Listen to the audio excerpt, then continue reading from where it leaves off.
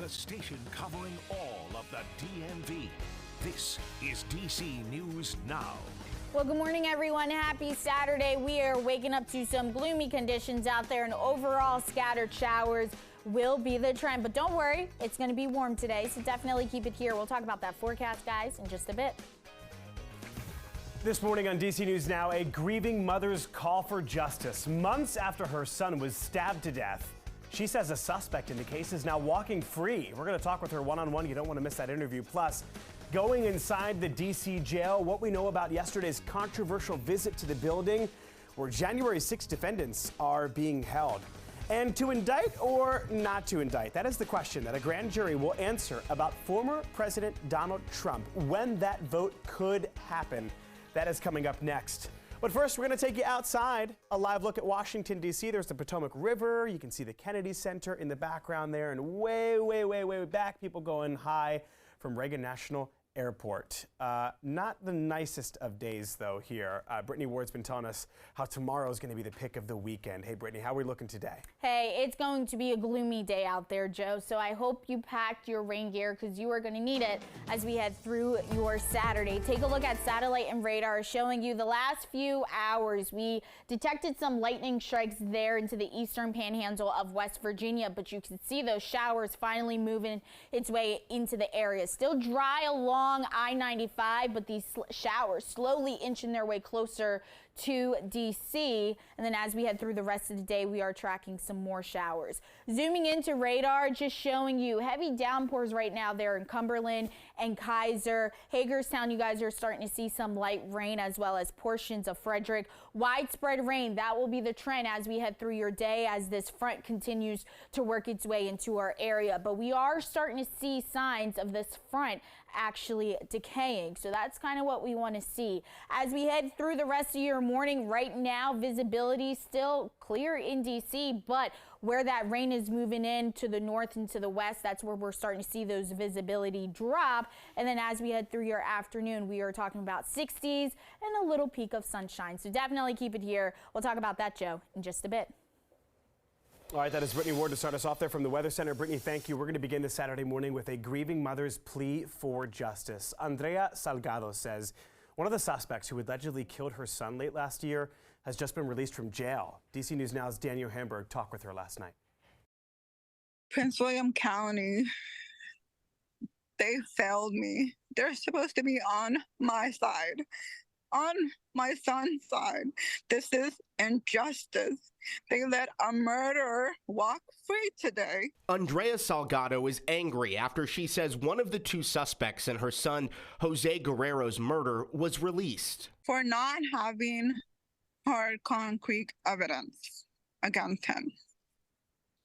And they have it. Police say Guerrero was stabbed to death by 19-year-old Olvin Ramirez of Woodbridge after a drug deal on December 21st. Investigators also arrested a 17-year-old boy who was with them. Both were charged with murder, the 17-year-old also with a robbery charge. Salgado says an emergency hearing was originally scheduled for the 17-year-old on Monday. She found out it was happening today while meeting with a victim advocate. They said that as we speak that he would be let free today. And now Salgado is scared for her family. I fear my life when I get in my car. I'm looking everywhere. I'm tracking my kids 24/7. Ramirez is still behind bars, but Salgado is frustrated with how the Commonwealth's attorney is handling the case. I want the FBI to pick up this case, or even PG County where my son's body was found, because the lack of work that Prince William County has done is not enough. All right, that was our Daniel Hamburg reporting there. We reached out to Commonwealth Attorney Amy Ashworth to ask about the situation. She declined to comment.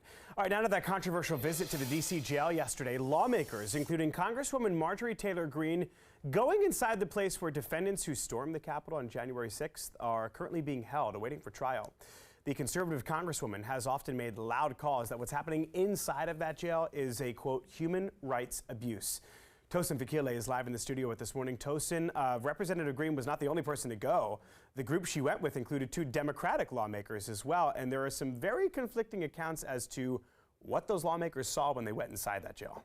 Yeah, very two opposing views. Well, Marjorie Taylor Greene said those January 6 pretrial defendants were being treated differently and not in a good way after touring that wing of the jail where those defendants are being held. Meanwhile, the two Democratic lawmakers from California and Texas who went with her said those defendants were treated, quote, quite fairly. Now, this isn't MTG's first visit to this particular jail facility. She visited in November 2021 and always wanted to come back.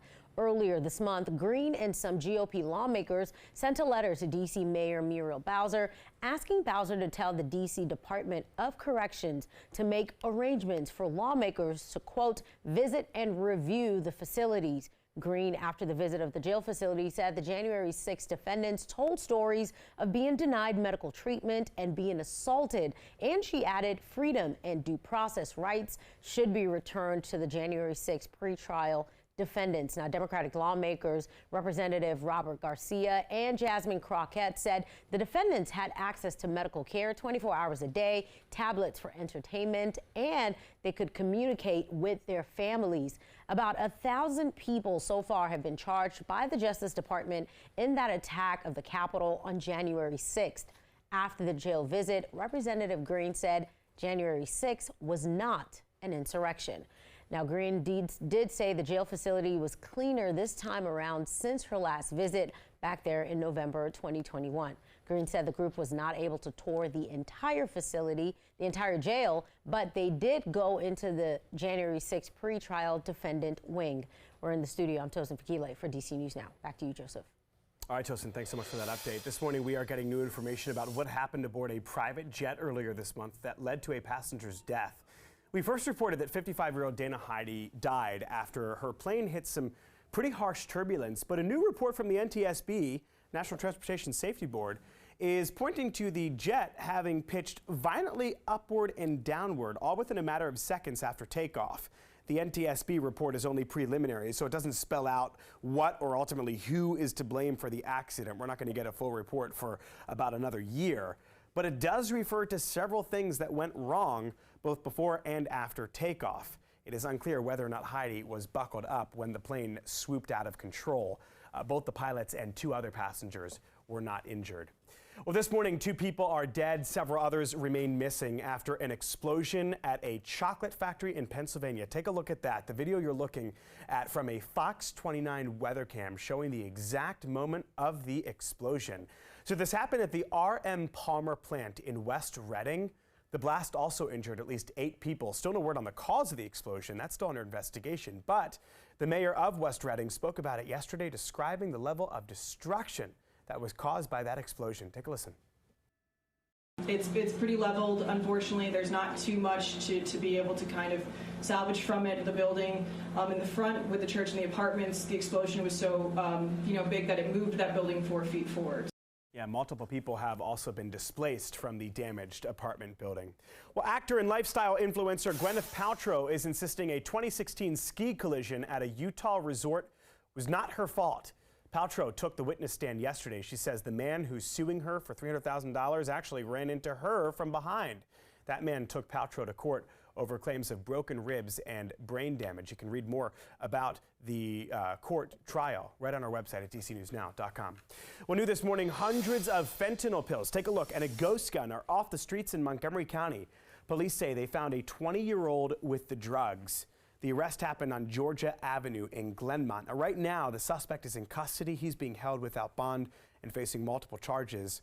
Now, we're also learning he was with an underage girl at the time of the arrest. She was taken to the police station, but has since been released to a parent. And happening today, calls to change the recently released D.C. budget. The Washington Interfaith Network will be joined by D.C. Councilman Charles Allen in calling out the mayor's budget for what they say is not paying enough attention to affordable housing, black ownership, and public safety. They are holding a rally to call for changes to the budget and for Bowser to reallocate where some of the district's money is going. It all starts at 11 this morning on East Capitol Street Northeast. Well, there's a lot of buzz surrounding the famous cherry blossoms, which are now in peak bloom. Thousands of people even braved the wet and cold weather to see them in person at the tidal basin. But Mother Nature isn't the only obstacle in visiting this DC staple. You'll have to weave through large crowds as you walk or drive through the area. Visitors say the scene has exploded since earlier this week. It was very crowded. It was hard to get a picture because there were so many people. These are the cherry blossoms. They're the most beautiful trees in the world. So I had to come see them, and my daughter too.